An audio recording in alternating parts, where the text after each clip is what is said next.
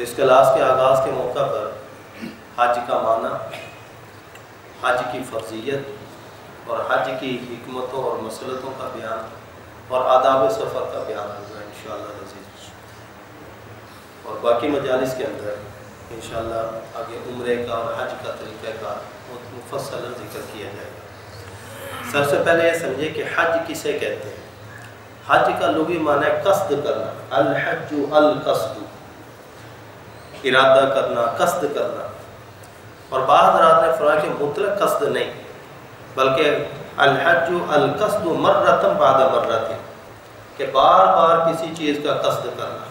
تو ایک مرتبہ کے قصد کو حج نہیں کہتے بلکہ بار بار کسی چیز کا ارادہ کرے تو اس کو حج کہا جاتا ہے لغوی معنی۔ بعد نے ایک عہد اور بھی لگائی ہے کہ الحج القصد مرتن بعد مرتن الی معظم، کہ بار بار کسی قابل عظمت چیز کے قصد کرنے کو، یعنی کوئی قابل تعظیم چیز ہے، قابل عظمت چیز ہے، اس کی طرف بار بار قصد کرنے کو حج کہتے ہیں۔ تو مطلق ارادہ تو قصد ہو گیا، ارادہ ہو گیا، لیکن حج کے اندر یہ کہتے بھی موجود ہے کہ آدمی بار بار ارادہ کرے، کسی قابل عظمت چیز کا ارادہ کرے۔ اور شریعت کی اصطلاح کے اندر حج کہتے ہیں زیارت مکان مخصوص فی زمان مخصوص بفعل مخصوص، کہ مخصوص مکانات کی زیارت کرنا مخصوص زمانے کے اندر مخصوص افعال کے ذریعے سے۔ وہ کہ اس کے اندر تین چیزیں ہیں، مخصوص مکانات ہیں، اس کے اندر بیت اللہ ہے، اس کے اندر پھر مینا ہے، عرفات ہے، مزدلفہ ہے، یہ مخصوص مکانات کی زیارت ہے۔ فی زمان مخصوص، مخصوص زمانے کے اندر، اس طرح کہ اس کا زمانہ بھی مختص کر دیا گیا، 5 دنوں کے اندر یہ افعال حج ادا ہوتے ہیں، ورنہ یہ سارے افعال اگر سارے سال کے اندر اگر آدمی جا کر ادا کرے، سارا سال عرفات میں بیٹھا رہے، 9 ذی الحجہ کو وہاں نہ پہنچے تو اس کا حج نہیں ہوگا۔ تو یہ مخصوص مکانات کی زیارت کرنا مخصوص زمانے کے اندر بفعل مخصوص، مخصوص افعال کے ذریعے سے، مثلا بیت اللہ کی زیارت طواف کے ذریعے سے، صفا مروہ کی زیارت سعی کے ذریعے سے، پھر آگے مینا کے اندر جو زیارت وہاں پر رمی جمرات کرتے ہیں، مزدلفہ کے اندر، عرفات کے اندر وقوف کے ذریعے سے۔ تو مخصوص افعال کے ذریعے سے مخصوص دنوں کے اندر مخصوص زمانے کے اندر یہ ساری زیارت کرنا مخصوص افعال کے ساتھ، اس کو حج کہا جاتا ہے، اور یہ حج فرض ہے۔ راجح قول کے مطابق حج کی فرضیت سن 9 ہجری میں ہوئی، لیکن اس سال آپ علیہ السلام نے حج نہیں کیا۔ امیر حج مقرر کر دیا حضرت صدیق اکبر رضی اللہ تعالیٰ کو، انہوں نے لوگوں کو حج کروایا۔ اگلے سال نبی کریم صلی اللہ علیہ وسلم نے حج کیا۔ اس کی وجہ یہ تھی کہ ابھی وہاں پر مشرکین مکہ موجود تھے، ان کے وہاں سے نکلنے کا اعلان نہیں کیا گیا تھا۔ چنانچہ 9 ذی الحجہ کے حج میں برات کا بھی اعلان کر دیا گیا کہ اس سال تو جو حج کرنا ہے اس کو کر لے، لیکن اللہ لا یحج بعد العام مشرک، لیکن اس سال کے بعد کوئی مشرک یہاں پر حج نہیں کرے گا۔ ولا یطوف بالبیت عریان، کوئی بھی ننگا ہو کر بیت اللہ کا طواف نہیں کرے گا۔ یہ اعلانات ہو گئے۔ اس کے بعد پھر اگلے سال نبی کریم صلی اللہ علیہ وسلم نے سن 10 ہجری میں جا کر اپنا حج کا فریضہ ادا کیا۔ وہ ہے کہ ایک سال جو تاخیر ہوئی وہ ایک عذر کی بنا پر ہے کہ آپ علیہ السلام کی موجودگی کے اندر مشرکین بھی وہاں پر ہوتے، وہ اپنے مشرکانہ تلبیہ پڑھتے، وہ اپنے مشرکانہ افعال کے ذریعے کو ننگے ہو کے، کوئی ثلاثی مجرد، کوئی ربع مجرد ہو کر وہاں پر طواف کر رہے ہیں، یہ ان کے مشرکانہ افعال تھے۔ تو آپ علیہ السلام کی موجودگی کے اندر ان افعال کا ہونا یہ مناسب نہیں تھا، اس لیے اس سال آپ نے حج کو مؤخر کر دیا۔ پھر اگلے سال جب آپ حج پر گئے تو کوئی مشرک وہاں پر موجود نہیں تھا، سارے موحدین ہی کا مجمع تھا۔ ان موحدین کے مجمع کے ساتھ آپ علیہ السلام نے حج فرمایا، اور یہی آپ علیہ السلام کا حج فرض بھی تھا، اور اسی حج کی ادائیگی کے چند ماہ کے بعد آپ علیہ السلام کا انتقال بھی ہوا، اس لیے اس کو حجۃ الوداع بھی کہتے ہیں، کہ اس میں آپ علیہ السلام نے الوداعی قسم کی باتیں بھی ارشاد فرمائی تھی۔ فرمایا کہ شاید اس سال کے بعد ملاقات نہ ہو سکے، خذوا عنی مناسککم، مجھ سے اپنے مناسک حج کے طریقے سیکھ لو، لعلی لا اراکم بعد عامی ھذا، ہو سکتا ہے اس سال کے بعد پھر میں تمہیں نہ دیکھ سکوں، پھر ہماری ملاقات نہ ہو سکے۔ اچھا اگلا حج آئے تو اس میں حضرت صدیق اکبر رضی اللہ تعالیٰ امیر حج تھے، لیکن نبی کریم صلی اللہ علیہ وسلم اس دنیا میں موجود نہ تھے۔ تو الوداعی قسم کی آپ نے باتیں بھی ارشاد فرمائی تھیں، اس لیے اس حج کا نام ہی رکھا گیا حجۃ الوداع، حجۃ الوداع۔ تو حج فرض ہے، صاحب استطاعت لوگوں پر زندگی بھر میں صرف ایک مرتبہ حج کرنا فرض ہے۔ صاحب استطاعت لوگوں پر زندگی بھر میں ایک مرتبہ حج کرنا فرض ہے۔ یہ ایک مرتبہ اس لیے کہ حج کی فرضیت کا سبب بیت اللہ ہے، اور بیت اللہ ایک ہی ہے، اس کے اندر کوئی تکرار نہیں۔ اسے جو بیت اللہ ایک ہی ہے، اب آدمی کہے کہ اگر اس کو گرا کر دوبارہ نیا تعمیر کر دو پھر نیا حج فرض ہو جائے، نہیں، بیت اللہ اس کوٹھے کا نام نہیں ہے، اس جگہ کا تحت سرا سے لے کر فوق العرش تک یہ سب بیت اللہ ہے۔ عمارت کو گرا بھی دیا جائے، وہاں سے اٹھا بھی دیا جائے، تب بھی وہ جگہ جو ہے وہ حصہ وہ بیت اللہ ہی ہے۔ تو اس لیے اوپر سے گرا بھی دیں، بار بار گرتی بھی رہی ہے، تعمیر ہوتی بھی رہی ہے، 11 مرتبہ بیت اللہ کی تعمیر ہو چکی، تو اس پر ایسے ادوار گزرے، لیکن وہ جگہ ایک ہی ہے، وہ بیت اللہ ہے کہ اس میں کوئی تکرار نہیں۔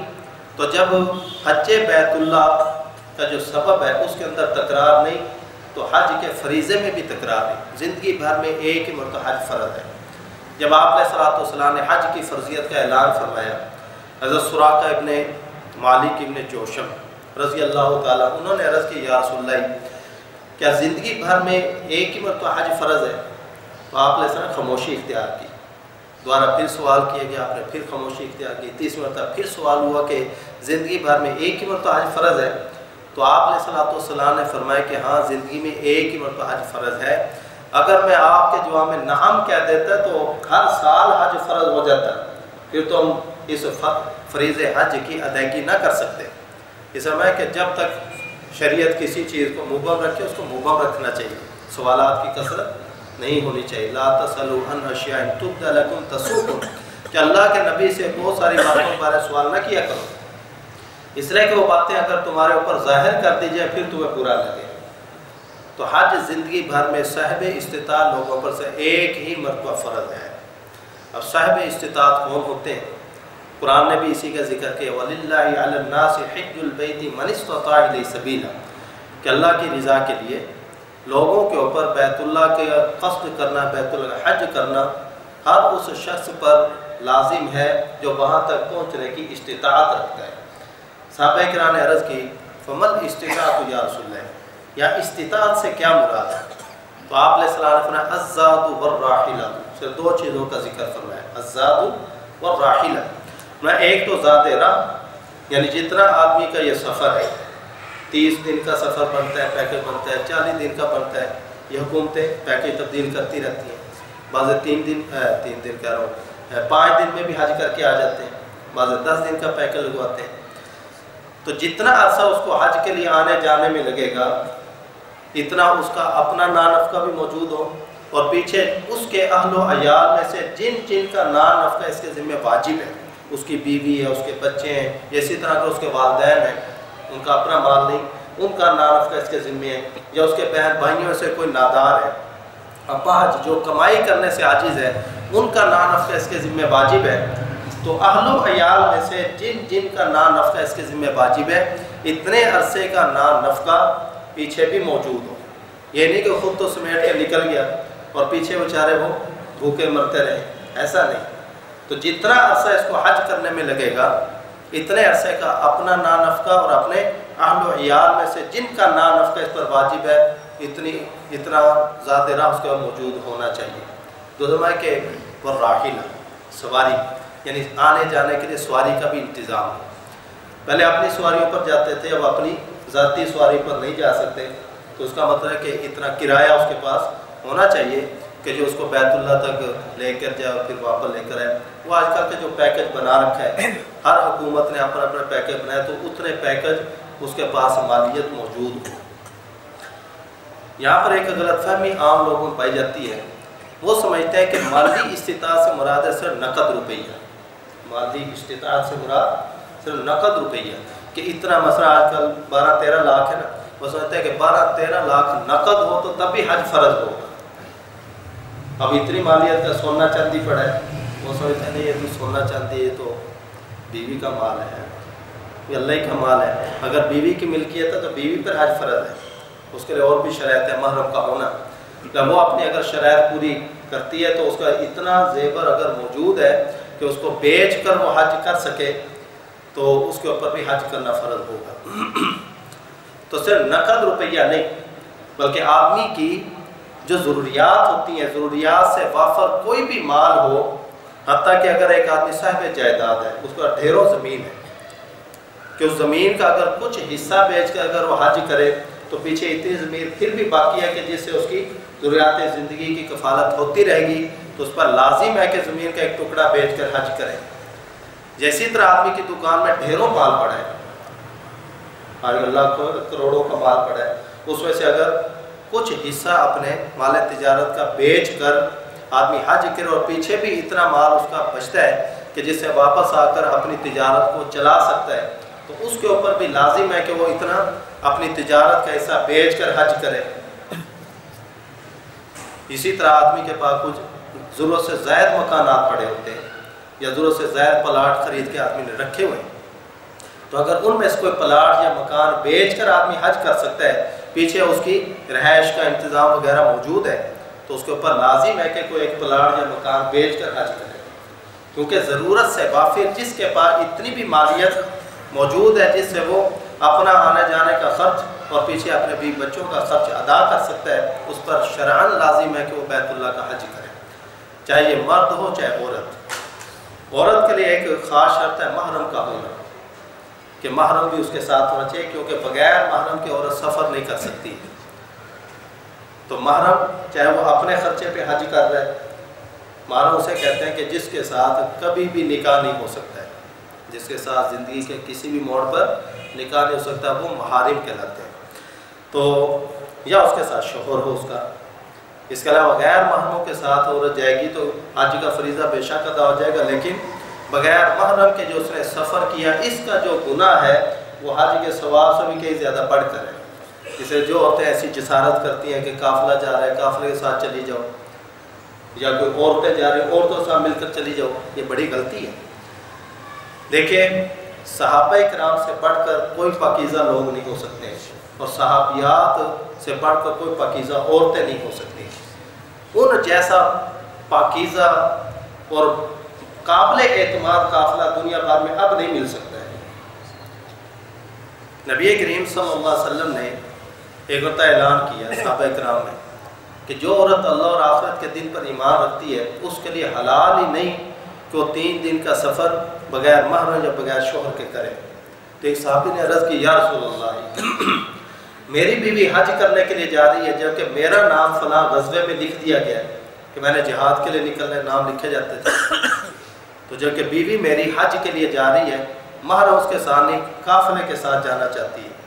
آپ علیہ الصلوۃ والسلام نے فرمایا کہ جاؤ حج مع امراتی کا، اپنی بیوی کے ساتھ جا کر حج کرو، یعنی آپ اس کے شوہر ہیں تو آپ جا کر حج کرو.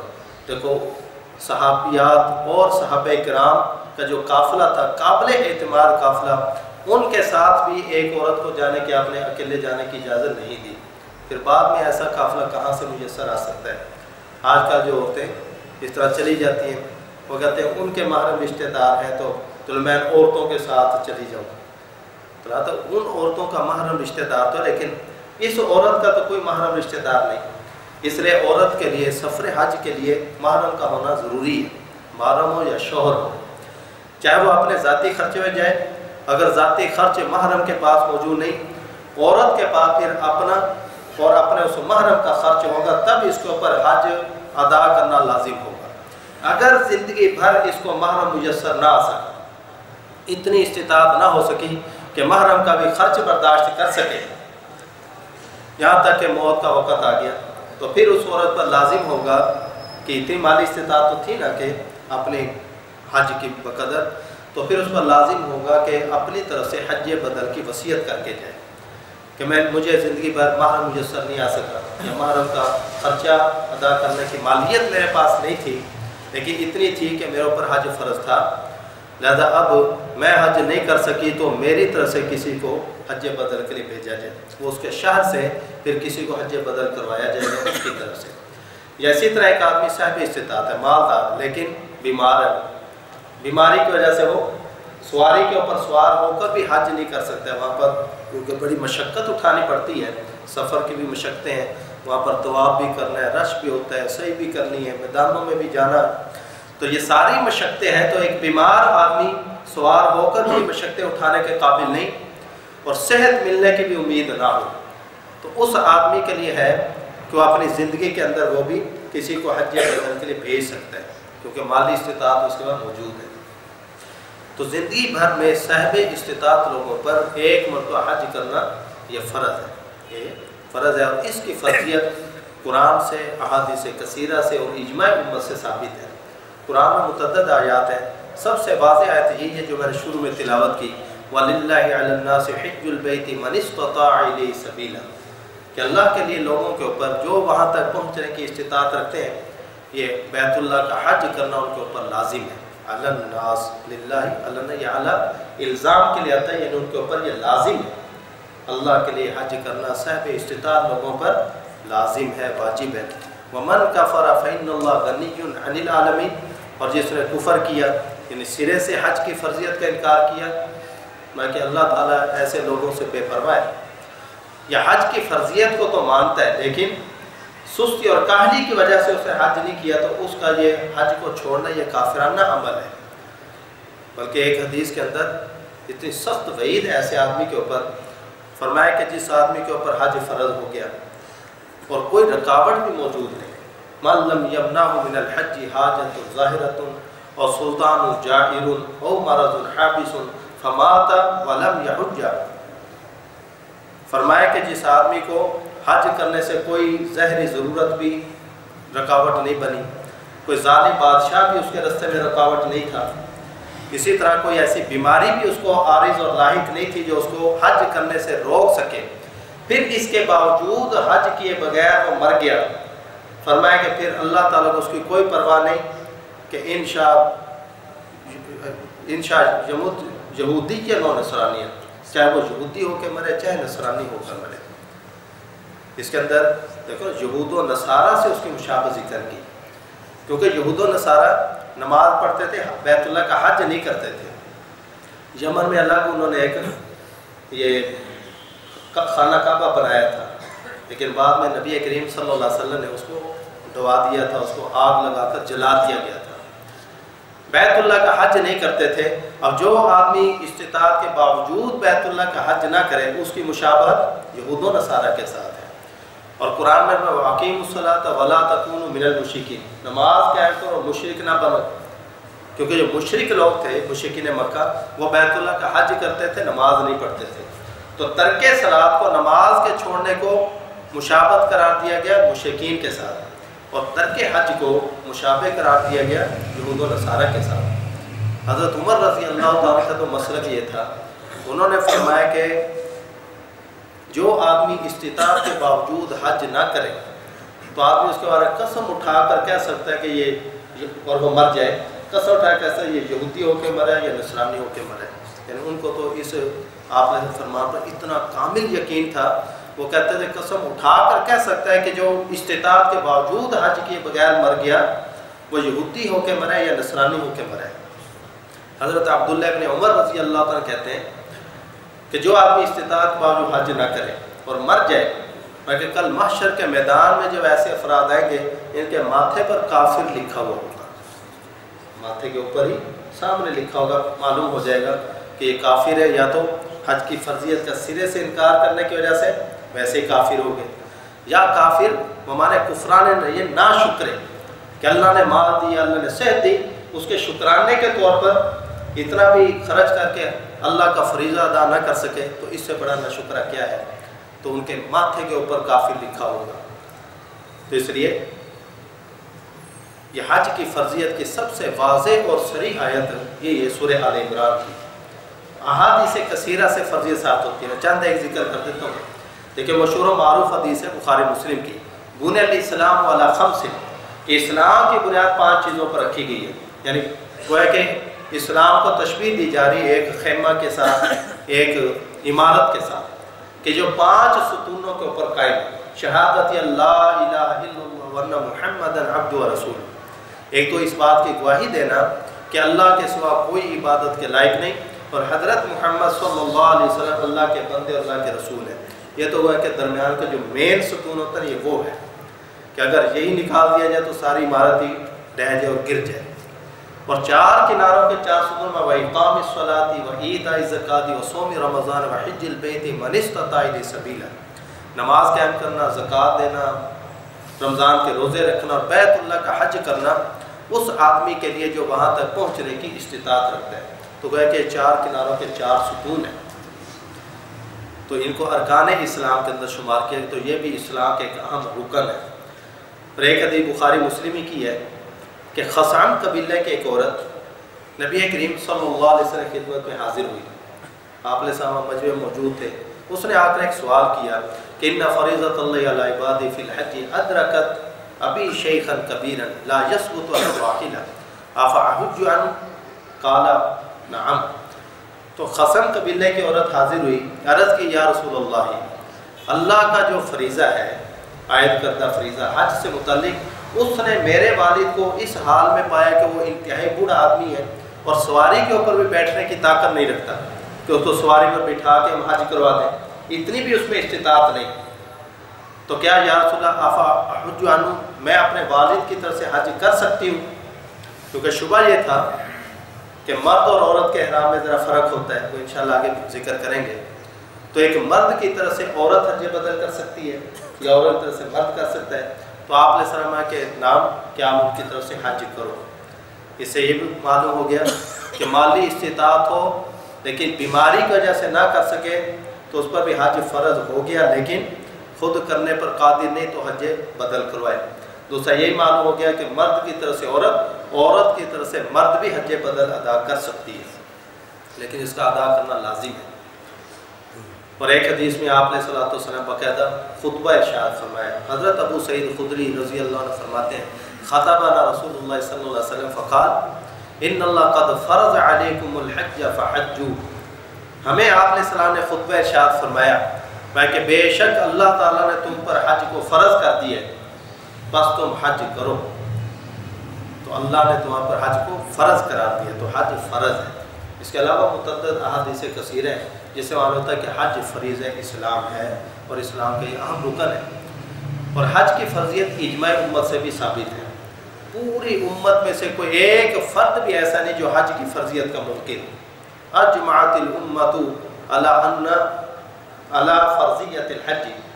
अल्लामा कासानी रहमतुल्लाह वो फरमाता है कि पूरी उम्मत का इस पर इत्तिफ़ाक़ है कि हज फ़र्ज़ है। किसी ने भी इसका आज तक इनकार नहीं किया। आज का कोई मुल्क बेईमान खड़ा हो जाए, क्योंकि आजकल तो बड़े बड़े अरकान इस्लाम का भी इनकार किया जा रहा है, नमाज का भी इनकार करने वाले मौजूद हैं। वो कहते हैं नमाज तो वो जो हज मक्का के जो नौज़ुबिल्लाह बद्दू लोग थे उनमें तहज़ीब नहीं थी, उनको तहज़ीब सिखाने के लिए ये नमाज वगैरह रखी गई थी। कहते हैं हम तो तरक्की याफ्ता महज़्ज़ब लोग हैं, हमें नमाज पढ़ने की हाजत ही नहीं। तो ये अजीब तरक्की याफ्ता लोग हैं, इन्हें नमाज पढ़ने की हाजत ही नहीं है। तो नमाज के भी मुनकरीन मौजूद हैं, कुर्बानी के मुनकरीन मौजूद हैं। कुर्बानी का आगे आएगा तो कितने ऐसे भी होंगे वो कह रहे होंगे ये इतना खून नालियों के अंदर बहा दिया जाता है, इतनी मईशत के ऊपर इसका असर पड़ता है, इतना माल ज़ाया हो जाता है, नौज़ुबिल्लाह है। तो कुर्बानी हालांकि अल्लाह की तरफ से क्या है, ये आयत करता है कि वाजिब है। इसकी अदायगी के अंदर अगर माल खर्च होता है तो ये ज़ाया तो नहीं हो रहा है। तो आजकल तो इनकार करने वाले बहुत सारी चीज़ों के मौजूद है, वरना पूरी उम्मत में कोई एक फ़र्द भी हज की फ़र्ज़ियत का मुनकिर नहीं हुआ। तो पूरी उम्मत का इसकी फ़र्ज़ियत पर इत्तिफ़ाक़ है। अगर अक़ली एतबार से भी देखें तब भी हज फ़र्ज़ और वाजिब ही होना चाहिए। देखिए जितनी भी इबादत है, नमाज, रोज़ा, इस तरह ज़कात वगैरह, उन सब के अंदर आपको दो चीज़ें नज़र आएंगी, इज़हार अबूदियत और इज़हार शुक्र। कि अल्लाह ताला के सामने बंदा अपनी अबूदियत का, अपनी आजिज़ी और इनकिसारी का इजहार करता है। नमाज में भी ये चीज़ नज़र आती है, रोज़ों में भी नज़र आती है, जितनी इबादत है सब में नज़र आता है कि बंदा अपने माबूद हकीकी के सामने अपनी अबूदियत को, अपनी आजिज़ी और इनकिसारी को ज़ाहिर कर रहा है। और दूसरा اللہ تعالیٰ کی طرف سے جو عطا کردہ نعمت ہے اس کے اوپر اظہار شکر مقصود ہوتا ہے۔ ہر عبادت میں یہ چیز موجود ہے۔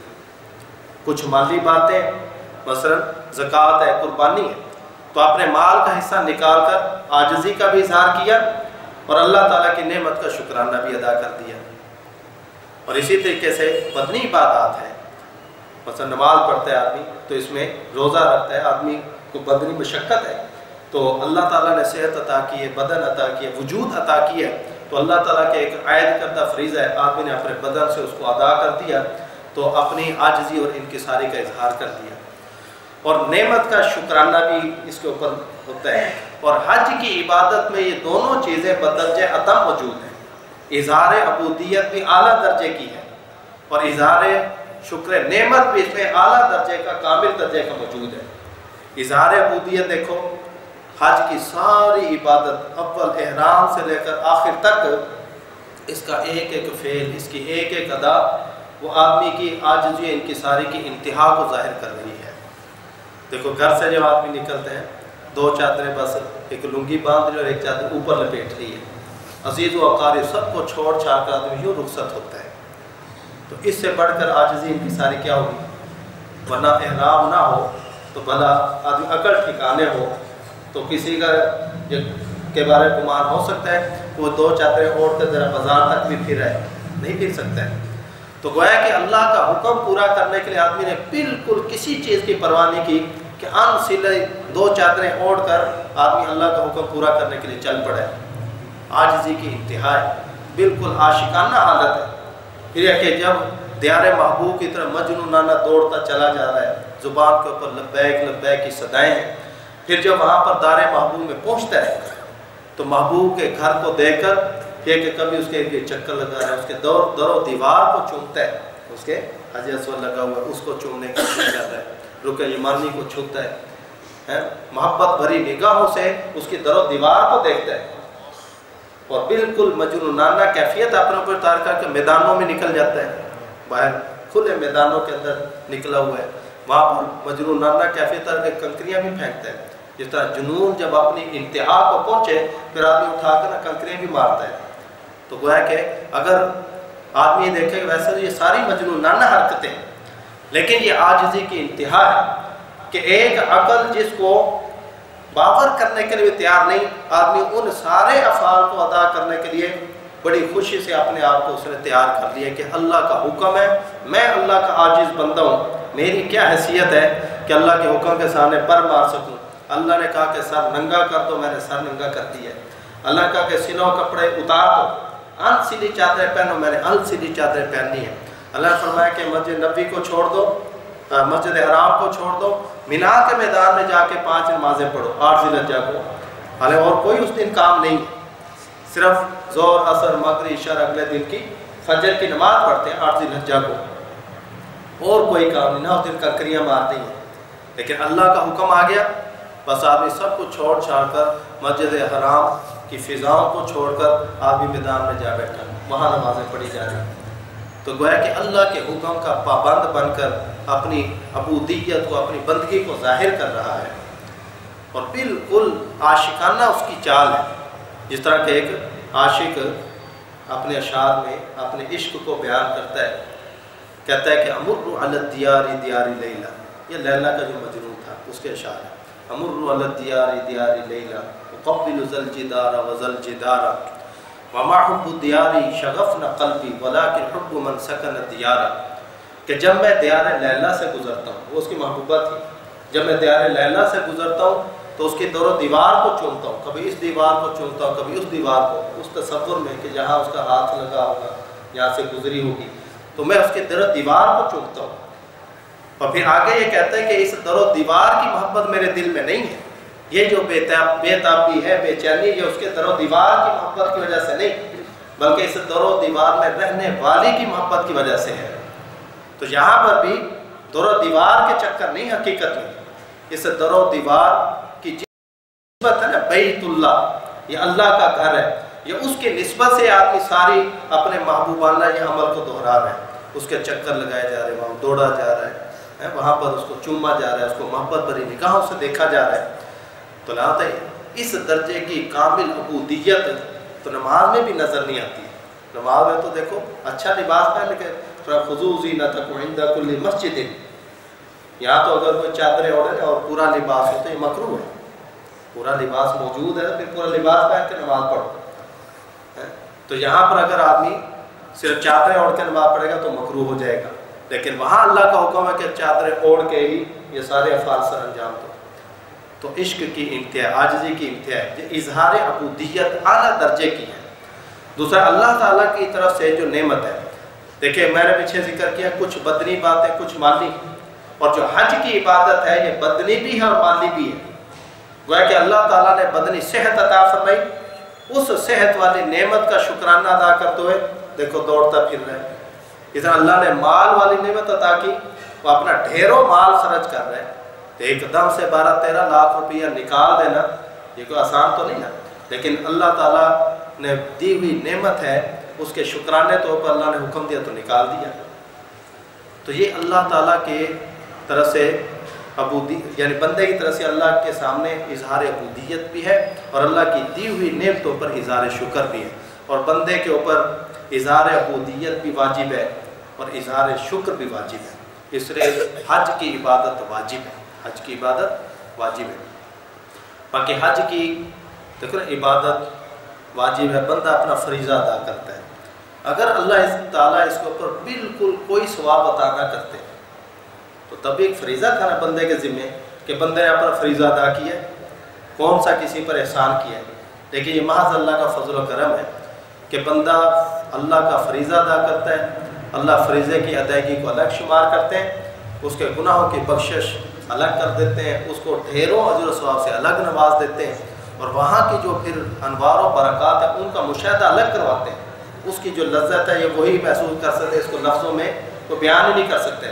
جو ان دیار میں پھرا ہو، ان جگہوں پر گیا ہو، اس کو کیا لذت اور کیف محسوس ہوتا ہے۔ ہم یہاں بھی نمازیں پڑھتے ہیں، لیکن بیت اللہ کے سامنے کھڑے ہو کے جو پڑھی جانے والی نماز کی کیفیت ہے وہ ہمیں یہاں پر نصیب نہیں ہوتی۔ تو یہ لذتیں الگ سے نصیب، یہ الگ، اس میں تو ڈھیروں مال خرچ کر کے بھی دیکھو ہم سارا جو دنیا پیچھے دوڑتے ہیں لذت کی خاطر نہ، کہ بہترین قسم کا کمرہ ہو، اے سی لگا ہوا ہو، بیڈ بستر یہ وہ سارا کہ تاکہ چین کی نیند سو، اسی لیے نا تو آدمی چین راحت حاصل کرنے کے لیے درپے ہے سارا۔ تو اللہ تعالیٰ ایسی لذت وہاں پر عطا کرتے ہیں جو یہاں کے بیڈ بستر پر آدمی کو نصیب نہیں ہو سکتی۔ تو یہ ساری چیزیں اللہ تعالیٰ یہ فریضے کی ادائیگی کے علاوہ عطا کرتے ہیں، یہ اللہ کا خاص و خاص الگ انعام ہے۔ اور احادیث کے اندر یہ حج اور عمرے کے جو فضائل ذکر کیے گئے ہیں تو ان کو سن کر تو آدمی میں ایک ایسی بےتابی ہونی چاہیے کہ فریضہ ادا کر بھی چکا ہو تب بھی نفلی حج ادا کرنے کی آدمی بار بار کوشش کرتا رہے۔ بعضوں کو اللہ تعالیٰ توفیق عطا فرماتے ہیں، وہ ہر سال بھی حج کرتے ہیں۔ ایک حدیث ہے صحیح بخاری کی کہ عرض کی گئی نبی کریم صلی اللہ علیہ وسلم سئل رسول اللہ صلی اللہ علیہ وسلم ای العمل افضل، کہ کون سا عمل سب سے افضل ہے؟ قال الایمان باللہ ورسولہ، اللہ اور اس کے رسول پر ایمان لانا، اس لیے کہ اس سے بڑھ کر تو کوئی عمل ہو ہی نہیں سکتا ہے۔ قیل ثم ماذا، پھر عرض کی گئی کہ اس کے بعد کون سا عمل افضل ہے؟ قال کہ الجہاد فی سبیل اللہ، اللہ کی راہ میں جہاد کرنا۔ قیل ثم ماذا، پھر عرض کی گئی اس کے بعد کون سا عمل سب سے افضل ہے؟ فرمایا کہ الحج، فرمایا کہ بیت اللہ کا حج کرنا۔ تو دیکھو بیت اللہ تیسرے نمبر پر اس کو افضل الاعمال میں شمار کیا گیا۔ اور ایک حدیث میں نبی کریم صلی اللہ علیہ وسلم ہے کہ العمرۃ الی العمرۃ کفارۃ لما بینہما والحج المبرور لیس له جزاء الا الجنہ، میں کہ ایک عمرہ دوسرے عمرے تک، یعنی ایک عمرہ کیا اس کے بعد آپ نے دوسرے وقت جائے گا دوسرا عمرہ کیا تو یہ دو عمرے درمیان کے سارے گناہوں کا کفارہ بن جائیں گے۔ اور فرمایا کہ جو حج ہے اگر وہ مقبول ہو جائے اس کی جزا تو جنت ہی ہے، یعنی اس کے بدلے میں اللہ اس کو جنتی قرار دے دیں گے۔ اب مقبول حج کون سا ہوتا ہے؟ ایک دوسری حدیث میں اس مقبول حج کی، مبرور حج کی وضاحت ہے، من حج للہ فلم یرفث ولم یفسق رجع کیوم ولدت امہ، میں کہ جس نے اللہ کی رضا کے لیے حج کیا، کوئی نمود و نمائش وغیرہ کچھ مقصود نہیں، صرف اللہ کی رضا مقصود تھی، اللہ کی رضا کے لیے حج کیا، اس میں کسی قسم کا رفث نہیں کیا، یعنی جمع اور جمع کی باتیں اپنی بیوی سے جو جائز بھی ہے وہ بھی نہیں کی، کیونکہ یہ بھی منع ہو جاتی ہے حج کے دوران، احرام کے دوران۔ ولم یفسق، اور بھی کوئی فسق و فجور، گالی گلوچ ایسے کچھ نہیں کیا، لڑائی جھگڑا، یہ سب فسق و فجور میں آتا ہے۔ فرمایا کہ یہ اس کا مقبول حج ہے۔ جب ایسے مقبول حج کر کے یہ واپس لوٹے گا، فرمایا کہ ایسا گناہوں سے پاک صاف ہوگا گویا کہ آج ہی اس دنیا کے اندر پیدا ہوا ہے۔ اس سے علماء کی ایک جماعت اس طرح گئی ہے کہ اگر حج مقبول ہو جائے تو اس سے آدمی کے صغیرہ کبیرہ سب گناہ معاف ہو جاتے ہیں، بندوں کے حقوق نہیں معاف ہوتے، وہ الگ ہے، لیکن اللہ تعالیٰ اپنے ہر قسم کے حقوق کو معاف فرما دیتے ہیں، کیونکہ ایک حدیث ہے ان الحج یہدم ما کان قبلہ، کہ حج ما قبل سارے گناہوں کو ختم کر دیتا ہے، اس میں صغیرہ کبیرہ سب آ جاتے ہیں۔ تو حج اگر قبول ہو جائے تو آدمی کے صغیرہ کبیرہ سب گناہوں کی معافی ہو جاتی ہے۔ حسن بصری رحمہ اللہ فرماتا ہے کہ حج کی قبولیت ایک علامت ہے، وہ یہ کہ جب آدمی حج کر کے واپس لوٹے تو اس کی زندگی میں ایک نمایاں انقلاب نظر آئے، کہ فسق و فجور کی اگر پہلے زندگی تھی، اب اس کی زندگی نیکی اور اطاعت والی ہے، اللہ کی اطاعت والی زندگی گزارنے والا بن گیا۔ ہر قسم کی اس نے کیا دھوکہ بازی، فراڈ اور گناہ، فسق و فجور سب کو ترک کر کے خالصتاً اللہ کی عبادت اور طاعت والی زندگی کو اپنا لے، تو فرمایا کہ یہ علامت ہے کہ اس کا حج اللہ نے قبول فرما لیا ہے۔ تو آدمی اپنے حج کے اندر ہر قسم کے فسق و فجور سے بچے تو اس کا حج قبول ہو جائے تو سب گناہ اس کے معاف ہو جائیں گے۔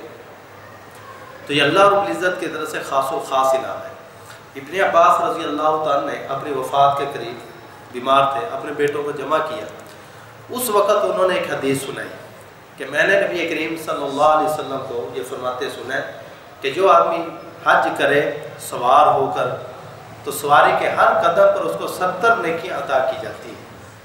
سوار ہو کے حج کرنا ہے تو سواری قدم اٹھا رہی تو ہر قدم کے بدلے میں فرمایا کہ 70 نیکیاں اس کو عطا کی جاتی ہیں۔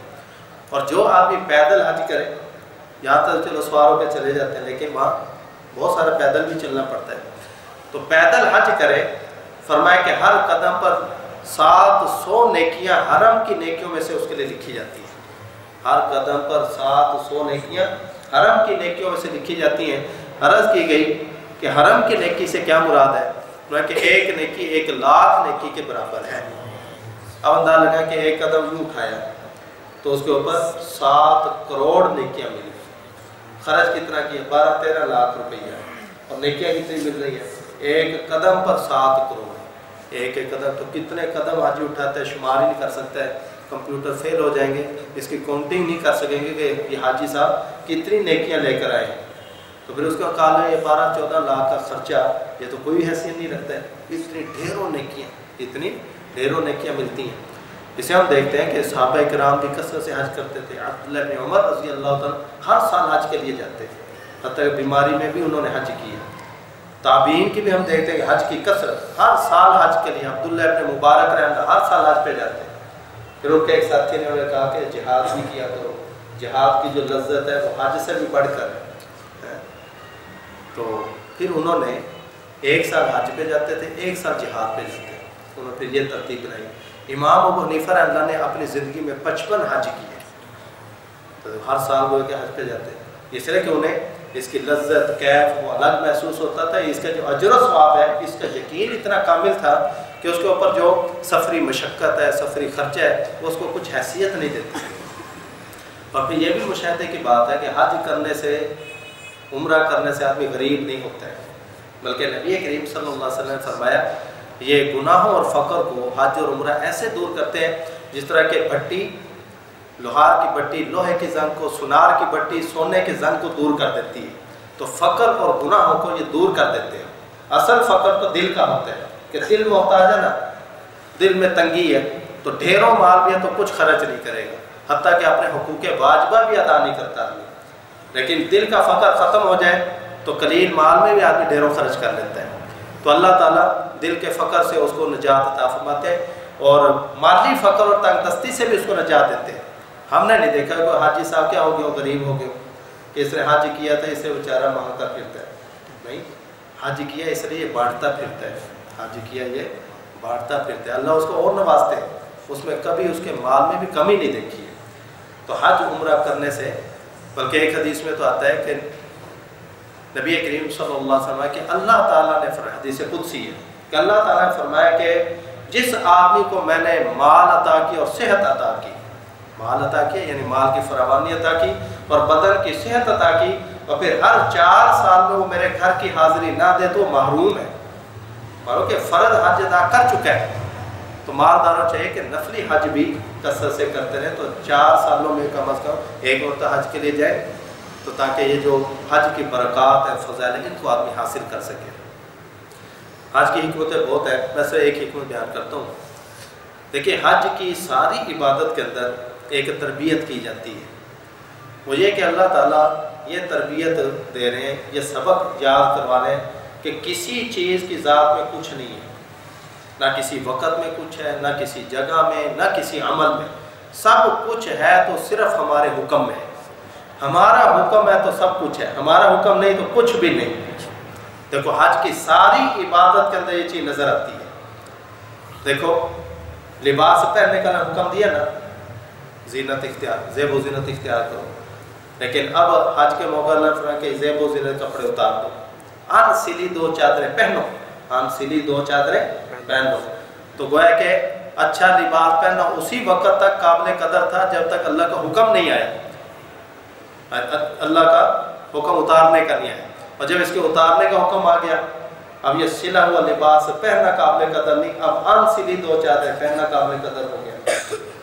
ایک دیہاتی آدمی اس نے جبہ پہنا ہوا تھا، اوپر خوشبو بھی خوب لگائی ہوئی، یا سر میں نے اسی حال میں حج کا تلبیہ پڑھا ہے، احرام اپنے کو لازم کر لیا ہے، تو اب میں کیا کروں؟ فرمایا اسے ایک تو جبے کو اتارو، ان سلی چادر پہنو، اور دوسرا یہ خوشبو وغیرہ لگے اس کو اچھے سے دھو کر صاف کرو۔ تیسرے کہ احرام کی حالت میں اللہ کو یہ محبوب ہے کہ سادہ 2 چادریں ہوں اور کوئی اس طرح کی خوشبو وغیرہ بدن کے اوپر کپڑوں کے اوپر لگی ہوئی نہ ہو، وہ جو نظر آنے والی، وہ آگے انشاءاللہ ذکر کریں گے کیسی خوشبو استعمال کی جا سکتی ہے احرام کی نیت کرنے سے پہلے۔ تو ہر جگہ پر یہ چیز نظر آ رہی ہے کہ اللہ تعالیٰ ان بتوں کو جو ہم اپنے دلوں میں بعض کا بٹھا لیتے ہیں، ان کو توڑوا رہے ہیں۔ ہم سمجھتے ہیں عرفات کے میدان میں کچھ ہے، عرفات میدان تو آپ بھی پڑھا ہے، 9 ذی الحجہ کے علاوہ باقی 359 دن وہاں جا کر بیٹھ جائے تو آدمی کا حج نہیں ہوگا۔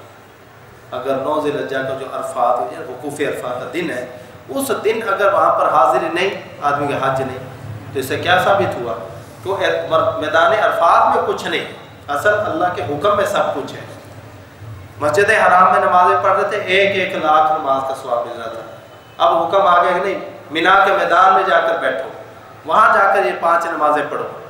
اب کوئی آدمی یہ سوچ کر کہ نہیں میں تو 1 لاکھ نماز کا ثواب ادھر ہی لوں گا، میں آج مینا نہیں جاتا، اگلے دن اکٹھے ہی عرفات چلے جائیں گے سیدھے ہی، تو بتلائے کہ وہ 1 لاکھ نماز کے سوال لینے کے وجہ ٹھہرا ہے، تو اس نے کوئی فائدے کا سودا کیا، مناسک حج میں کمی کر دی، اس کی جو انوار و برکات اس کو نصیب ہونے تھی ان سے محروم ہو گیا۔ تو اللہ تعالیٰ یہ دکھا رہے کہ جب تک ہم نے کہا نا کہ حرم میں بیٹھو، مسجد حرام میں بیٹھو، یہاں نمازیں پڑھو، تو 1 نماز کا ثواب 1 لاکھ کے برابر دیں گے، لیکن جب حکم آ گیا کہ اب نکلو میدان میں چلے جاؤ، اب اگر اجر و ثواب کو لینا چاہتے ہیں تو اس کو میدان میں نکلنا لازم ہے، اب مسجد حرام میں نہیں بیٹھے گا۔ تو اس کی ساری جو افعال ہیں، اس کی ساری کیفیات ہیں، وہ آدمی کو یہی سبق دیتی ہیں کہ سب کچھ بس اللہ کے حکم میں ہے۔ اسی کو ہم کہتے ہیں کہ دین نام ہے اتباع کا، بس دین ہمیں اتباع سکھاتے ہیں کہ جو اللہ کا حکم ہے وہ مان کے چلو، ہماری عقل میں وہ بات آئے چاہے نہ آئے۔ اور جو آدمی حج کے فلسفے کو ڈھونڈنے لگتے ہیں کہ یہ تو مجنونانہ حرکتیں میرے ذہن میں نہیں آ رہی، تو یہ میں نہیں اس طرح پتھر ماروں گا، میں جا کر پتھر کہ شیطان ناراض نہ ہو جائے، میں تو پتھر نہیں ماروں گا، اس پتھر کا اس دیوار کا کیا قصور ہے کہ اس کو پتھر مارے جائیں، شیطان سے وہاں سے بھاگ گیا ہے تو میں پتھر نہیں مارتا، یہ تو مجنونانہ حرکت ہے، تو اس کا واجب چھوٹ جائے گا، اس کے اوپر دم لازم آئے گا، دم بھی نہیں دیا تو پھر گنہگار رہے گا ساری زندگی۔ تو وہاں پر پھر اپنی عقل کو نہیں، وہاں پر بس اللہ کے حکم کی پیروی کرنی، پورے حج کے اندر یہ چیز نظر آتی ہے۔ اور ایک حج کی حکمت میں یہ بھی چیز ہے، دیکھو یہ پورا نمونہ آخرت ہے، یعنی سفر آخرت کا نمونہ اس کے سامنے پیش ہوتا ہے۔ دیکھو جب آدمی فوت ہوتا ہے اس کو سفید چادروں لپیٹ کر کفن ڈال کر روانہ کیا جاتا ہے. رشتہ دار دوست احباب سب دفنا کر چھوڑ کر واپس آ جاتے ہیں. تو یہاں بھی بالکل سفر آخرت کا نمونہ ہے کہ 2 چادریں پہلے گویا کہ یہ کفن سنت بھی نہیں پورا ڈالا گیا، کفن کفایت ہے. کفن کہ 2 چادریں اس کے بدن کے اوپر ہیں، تیسری چادر بھی نہیں ڈالنے دی گئی. اور پھر سارے دوست احباب کو چھوڑ کر وہ اکیلے آگے رخصت ہو رہے ہیں. جب اس کے کوئی 1-2 ہوگا، ورنہ اکثر کو تو ادھر ہی چھوڑ کے جاتا ہے، جس طرح دنیا سے جانے والا سب کو چھوڑ کے جا رہا ہے. پھر یہ کہ جب میقات سے گزرتا ہے گویا کہ یہ میقات آخرت آ گئی. پھر وہاں پر آگے جتنے افعال ہیں ان سب افعال کے اندر آخرت کی یاد تازہ ہوتی ہے. آخرت کی دیکھو میدان عرفات میں پہنچے، گویا کہ یہ جو میدان محشر کا وہ ایک سارا نقشہ وہ آدمی کی آنکھوں کے سامنے ہو، تو ان مقامات پر جاتے ہوئے آدمی اس نقشے کو بھی سامنے لائے کہ یہ تو ابھی دنیا کے اندر معاملات ہیں، تو ایک دن وہ بھی آنے والے ہیں جب میں نے واقعتاً دنیا کو چھوڑ کے دنیا سے جہان سے میں نے رخصت ہو جانا ہے. پھر آگے یہ سارے اس طرح کے معاملات آگے بھی پیش آنے والے ہیں. تو اپنے آخرت کو بھی یاد کرنے کا آدمی کو موقع ملتا ہے. اور پھر عاجزی انکساری کی انتہا ہوتی ہے. اس وقت پھر آدمی جو وہاں پر جو دعائیں مانگتا ہے، دعا کی قبولیت کا جو مقام ہے وہ بھی وہاں پر بڑھ جاتا ہے کہ آدمی جو مانگے گا اللہ تعالیٰ اس کو عطا کرتے جائیں گے. کتنا ٹائم ہو گیا؟ آج میں یہ تو صرف میں نے فرضیت اور اس کی حکمت کے حوالے چند باتیں ذکر کی ہیں. دیکھیں جب آدمی حج کا ارادہ کر لے تو اس کو پھر حج کی تیاری کے سلسلے میں کیا کچھ امور اپنانے چاہیے، اس کا میں مختصر آپ کے سامنے ذکر کر دوں. دیکھیں جب حج کا ارادہ بن گیا تو اس کے اندر سب سے پہلی چیز، کیونکہ دیکھو ہم دوسری ضروریات سفر وغیرہ ان چیزوں کو تو مہینہ پہلے سوچتے ہیں. حتیٰ بعضے تو دیکھو کھانے پینے کی چیز بھی اپنے ساتھ لے کے جاتے ہیں، حالانکہ وہاں سب کچھ ملتا ہے، لیکن ان کے بیگوں کے اندر یہاں سے دیکھا ہے کہ کھانے پینے کی چیزیں انہوں نے رکھی ہوتی ہیں. تو بعض اوقات وہ ایئرپورٹ والے کہتے ہیں ان کو نکال دو، کیونکہ انہوں نے سگریٹ رکھی ہوتی ہے. وہ کہتے ہیں سگریٹ ادھر چھوڑیے، پاکستان کی مرغوب غذا ہے، یہ وہاں نہیں چلے گی. یعنی اپنی مادی ضروریات کا تو آدمی کو اتنا فکر ہے کہ مشورے بھی ہوتے ہیں، سارے ہونا بھی چاہیے. ایسا وہاں جا کر پریشانی کا سامنا کرنا پڑے. جس نے پہلے حج کیے نا ان سے باقاعدہ مشورہ کر کے جو چیزیں ضروری ہوتی ہیں تو وہ اپنے ساتھ بے شک لے کے جانے چاہیے. لیکن ان مادی ضروریات سے زیادہ بڑھ کر روحانی جو ضرورت ہے نا اس کو پورا کرنا لازم ہے تاکہ ہمارا حج قبول ہو جائے.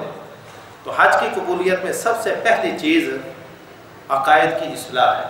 اگر آدمی کا عقیدہ درست نہ ہوا تو جتنے بھی حج کرتا رہے وہ حج اللہ کی بارگاہ میں کوئی قابل قبول نہیں، کیونکہ ایمان یہ تمام اعمال صالح کی قبولیت کے لیے پہلی اور لازمی شرط ہے.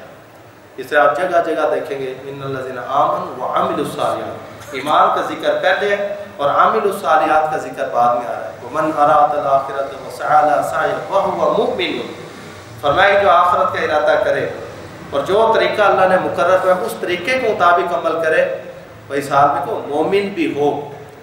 تو پھر ہے کہ اس کی فلاکان سعی مشکورہ، تو فرمایا کہ ان کی جو صحیح اور کوشش ہے اس کی قدردانی کی جائے گی، ان کا یہ عمل مقبول ہو جائے گا.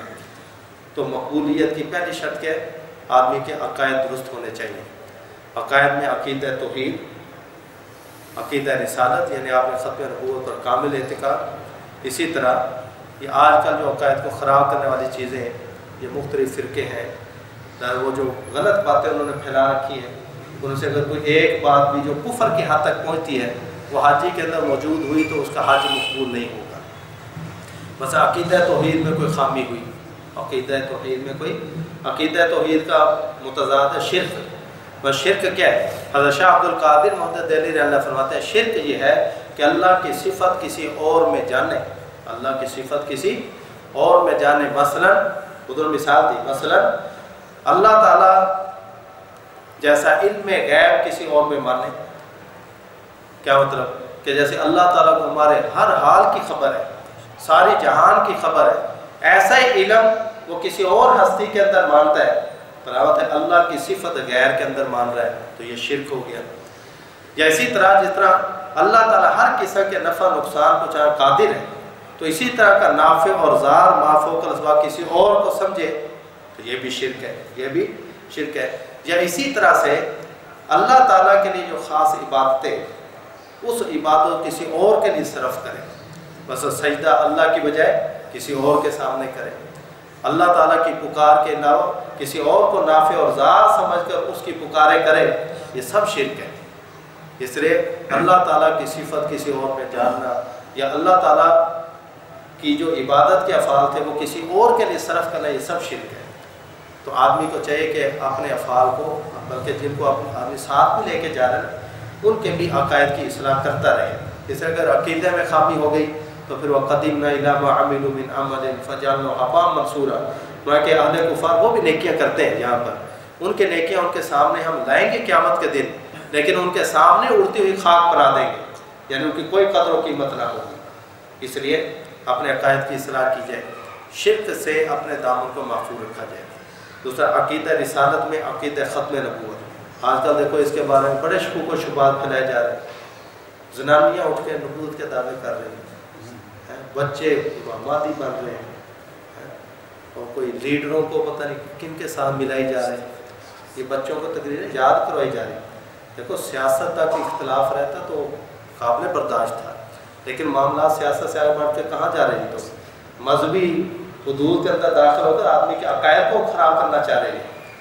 اس سے سیاسی وابستگی جس سے بھی ہونی چاہیے، جس سے بھی ہو، اس پہ کوئی پابندی نہیں، لیکن اپنے عقیدے کی حفاظت سب سے مقدم ہے۔ ایسا نہ ہو کہ کسی کی لیڈری کے پیچھے لگ کر آدمی اپنے ایمان سے ہاتھ دھو بیٹھے اور جو اس بچے کی تقریر کے اوپر، سپیچ کے اوپر کیا تالیاں مار رہے ہیں، کیا معلوم کہ آپ جانتے ہیں ان کے ایمان محفوظ رہا کہ نہیں؟ انبیاء کی صفوں میں کسی کو کھڑا کر دینا ہے، نعوذ باللہ من ذالک، ساری ہستیوں کو پیچھے کر دیا اور اس لیڈر کو سب سے آگے بڑھا دیا۔ اسے سیاسی وابستگی جس سے بھی رکھو کوئی منع نہیں، لیکن اپنے ایمان عقیدے کی حفاظت ضروری ہے۔ خط نبوت کے اوپر کامل اور پختہ یقین ہو۔ حضرت امام اعظم ابو حنیفہ رحمہ فرماتے ہیں خط نبوت پر اتنا کامل یقین ہونا چاہیے کہ یعنی یہ لازمی شرط ہے کہ اگر کسی آدمی نبوت کا دعویٰ کیا وہ تو کافر ہے ہی ہے، اگر کوئی دوسرا آدمی اسے اس کی نبوت پر دلیل مانگے کہ تو نبی ہونے کا دعویٰ کر رہا ہے، اس کی دلیل کیا ہے، تو اس سے نبوت کی دلیل مانگنے والا بھی کافر ہو جائے گا، کیونکہ دلیل مانگنا اس بات کی دلیل ہے کہ اس کو آپ نے سارے ختم نبوت میں شک ہے، نعوذ باللہ، کہ آپ کے بعد بھی کوئی نیا نبی آ سکتا ہے، اس لیے اسے دلیل مانگی جا رہی ہے۔ تو کامل پختہ یقین ہو اللہ کی توحید پر اور نبی کریم صلی اللہ علیہ وسلم ختم نبوت پر۔ اور آج کل تیسرا جو فتنہ بنا ناموس صحابہ سے متعلق، صحابہ کے بارے میں دیکھو کیسی کیسی باتیں سوشل میڈیا کے اوپر یہ بے ایمان لوگ بیٹھے ہیں، جن کی پاکیزگی کی، ایمان کی، طہارت کی گواہیاں قرآن بھرا پڑا ہے۔ سے جو صحابہ کے بارے میں ایسی غلیظ گفتگو کرتے ہیں وہ سینکڑوں آیات کے منکر ہیں، مطلقاً جو صحابہ کے بارے میں، کیونکہ وہ فاسق ہو سکتے ہیں، وہ ایسے ہو سکتے ہیں، ایسے ہو سکتے ہیں، کہ اللہ تعالیٰ نے جن سے وہ غلطی ہوئی بھی ان کو بھی معاف کر دیا، کہ ہم کون ہوتے ہیں ان کی غلطیاں گنوانے والے۔ اس لیے صحابہ کرام کے بارے میں اگر کسی کے دل میں کوئی خدش ہے تو اس کو اپنے ایمان کی فکر کرنی چاہیے کہ ان کو ہمارے لیے وہ نمونہ ہدایت بنایا گیا، ان کو ستاروں کو مانند قرار دے کر فرمایا کہ ان کی روشنی کے اندر اپنے لیے راہ ہدایت کا انتخاب کرو، ان سے ہٹ کر جو کوئی رستہ انتخاب کرے گا وہ ہدایت کرے، وہ گمراہی کا رستہ ہوگا۔ اسے صحابہ کرام سے متعلق اپنے دل کو بالکل صاف رکھا جائے کہ وہ اس امت کے سب سے معزز ترین افراد تھے، اور ان کی عظمت اور ان کی محبت دل کی گہرائی کے اندر ہونی چاہیے۔ ان کے بارے میں کوئی گفتگو غلط کرنا تو دور کی بات ہے، سننا بھی آدمی کو گوارا نہیں ہونی چاہیے۔ بہرحال غلط جو عقائد نظریات ہیں ان سے آدمی کو بچنا چاہیے۔ دوسرا یہ کہ اپنی نیت کی اصلاح، نیت سے یہ ہونی چاہیے کہ اللہ کی رضا کے لیے، اللہ کا عائد کردہ فریضہ ادا کرنے کے لیے جا رہا ہوں، اللہ کی رضا کے لیے اللہ کا عائد کردہ فریضہ ادا کرنے کے لیے جا رہا ہوں، کوئی نام و نمود، حاجی کہلانا، یہ کوئی مقصود نہ ہو۔ آپ نے اسلام کی دعاؤں میں یہ بھی دعا ہے کہ اللہ میرے سے حج کو ایسا بنا دیے کہ جس میں کوئی ریا اور سمت اور شہرت نہ ہو، اللہم اجعلہ حجا لا ریا فیہ ولا سمت، یا اللہ میرے حج کو ایسا حج بنائیے کہ جس میں ریاکاری کا بھی شیبہ نہ ہو اور سمت اور شہرت کا بھی کوئی شیبہ نہ ہو۔ تو اخلاص، اور تیسرا اتباع سنت، کہ ہر طریقے کو اس طرح سے کرنے کی کوشش کرے جس طرح نبی کریم صلی اللہ علیہ وسلم کر کے دکھایا۔ آپ علیہ السلام نے حج کیا، وہ جو بال کر آپ نے سوار ہو کے اوپر جو طواف کیا نا اونٹنی کے اوپر، اس میں مقصود یہ تھا کہ سب کو نظر آؤ کہ کس طرح سے حجر اسود کا دور سے اشارہ کر کے بوسہ کیسے لیا جاتا ہے، کس طرح سے طواف کرنا ہے، طواف کے دوران کے افعال، تاکہ سب کو نظر آئے۔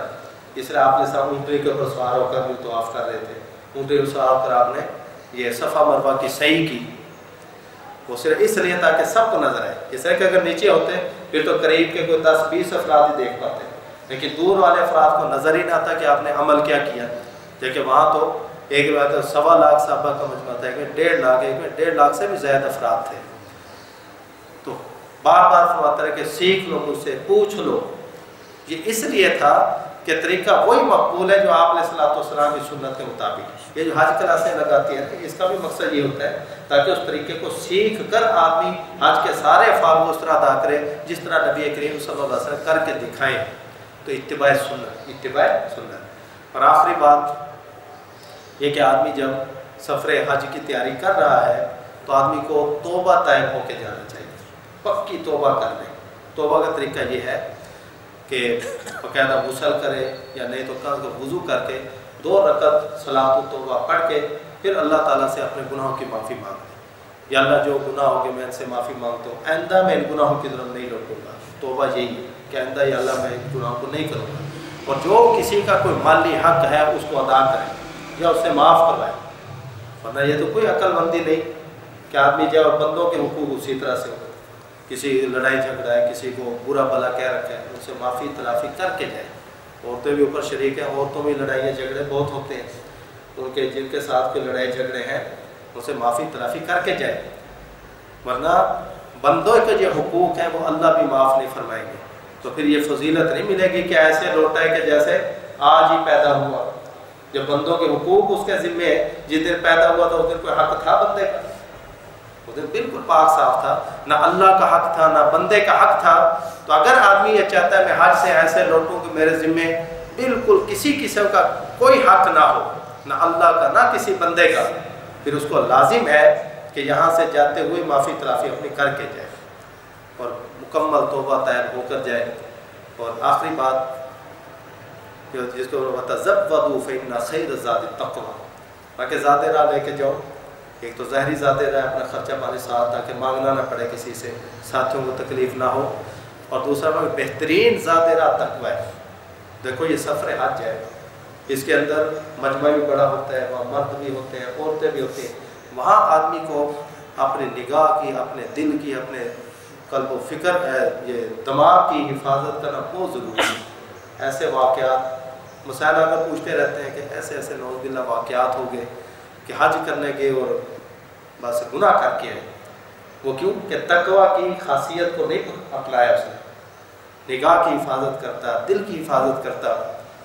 دیکھو حضرت عائشہ رضی اللہ فرماتے ہیں، امہات المومنین میں سے فرماتے ہیں کہ ہم طواف کرنے کے لیے مردوں کے مجمع میں نہیں گھستی تھی۔ اگر عورتیں اس چیز کا خیال کریں نا تو مرد بہت سارے گناہوں سے بچ جائیں، کہ مردوں کے مجمع میں ہم نہیں گھستی تھی، بلکہ ہم بیت اللہ طواف کرتی حجرۃ من الرجال، مردوں سے دور ہٹ کر، مردوں سے دور ہٹ کر۔ فرماتے ہیں کہ ایسے وقت میں طواف کا انتخاب کرتی جس وقت حرم میں مرد نہ ہوتے، رات کے کسی وقت میں آ کر بالکل متنکرات یا خروجنا متنکر اوپری ہو کر نکلتی، تاکہ اس کو پتہ ہی نہ چلے کہ کون عورت جا رہی، تاکہ اگلی باتیں تو آشنائی کا ہونا وغیرہ یہ تو بعد کی بات ہے، پتہ ہی نہ چلے یہ عورت کون جا رہی ہے۔ رات کے وقت اوپری باندھ کے نکلتی اور مردوں سے ہٹ کر یوں طواف کرتی، ہودج میں بیٹھی ہوتی تھی، آگے ہودج کا پردہ اٹھایا ہوتا ہے، پردے کا اتنا اہتمام، جب دیکھیں مرد سامنے آگے فوراً ہودج کا پردہ آگے لٹکا دیتی تاکہ کسی کی نظر نہ پڑے۔ آج کل وہ سمجھتی ہیں عورتیں کہ وہاں شاید پردے کے احکامات نہیں ہیں، پردے کے احکام وہاں بھی ہیں۔ اگر عورتیں ان چیزوں کا خیال رکھیں تو مرد بہت سارے گناہوں سے بچ جائیں۔ تو اسے فرمایا کہ ذات راہ لے کے جو بہترین ذات راہ وہاں کا اور یہاں کا وہ تقویٰ ہے، تو آدمی اپنے آپ کو ہر قسم کی معصیت کے اسباب سے بچائے، اپنی نظر کی، اپنے کانوں کی، اپنے دل و دماغ کی، ہر چیز کی حفاظت کریں۔ انشاءاللہ آئندہ کے جو मकामात हैं वो कल जिक्र करेंगे। अल्लाह ताला से दुआ है कि जो बातें जिक्र की गई इसमें हम सबको अमल की तौफीक अता फरमाए। आमीन। व आखिर दावाना अल्हम्दुलिल्लाह रब्बिल आलमीन।